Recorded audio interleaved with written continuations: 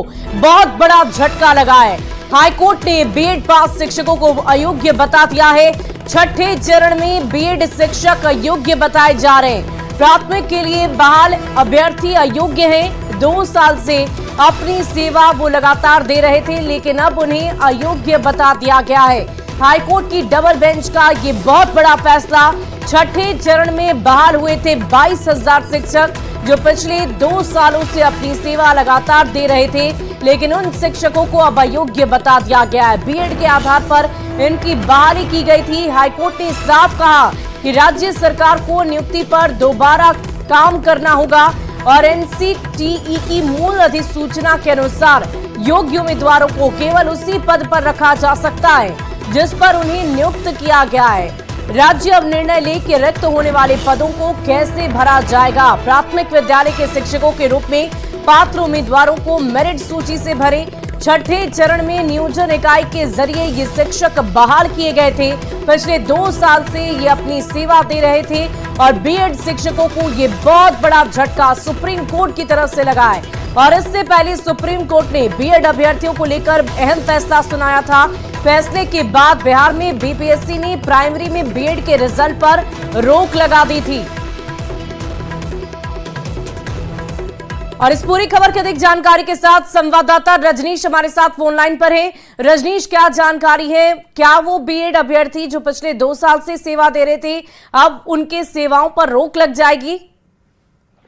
देखिए शुभी, ये बड़ा झटका माना जाएगा। बिहार के जो टीचर हैं जो छठे चरण में बहाल हुए थे, जिनकी संख्या तकरीबन 22,000 है।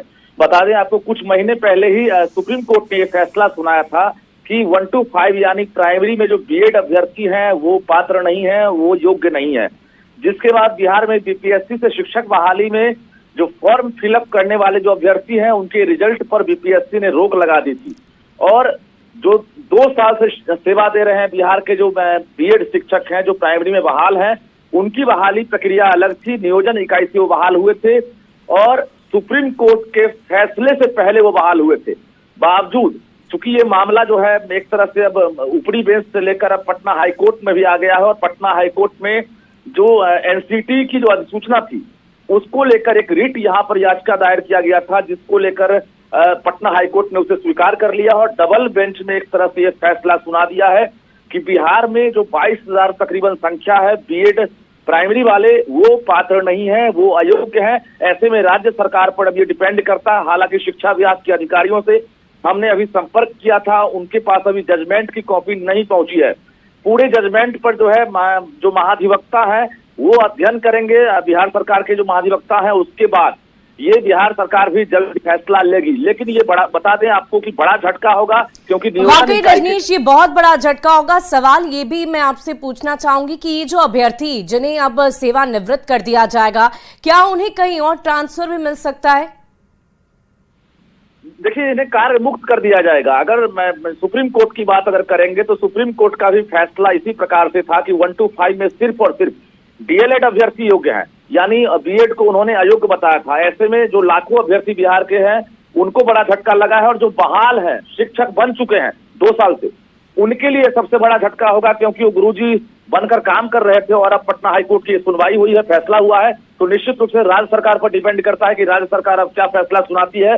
तब तक फिलहाल अभी नौकरी जाएगी कि नहीं, कार्य मुक्त होंगे कि नहीं, इस पर कहना बाकी रजनीश अब देखने वाली बात होगी कि इन शिक्षकों के लिए आगे क्या कुछ फैसले लिए जाते हैं। हम आशा करते हैं कि कुछ बेहतरीन फैसले इनके लिए लिए जाए। बहुत बहुत शुक्रिया आपका हमारे साथ जुड़ने के लिए। इस पूरी खबर पर आप लगातार नजर बनाए रखें।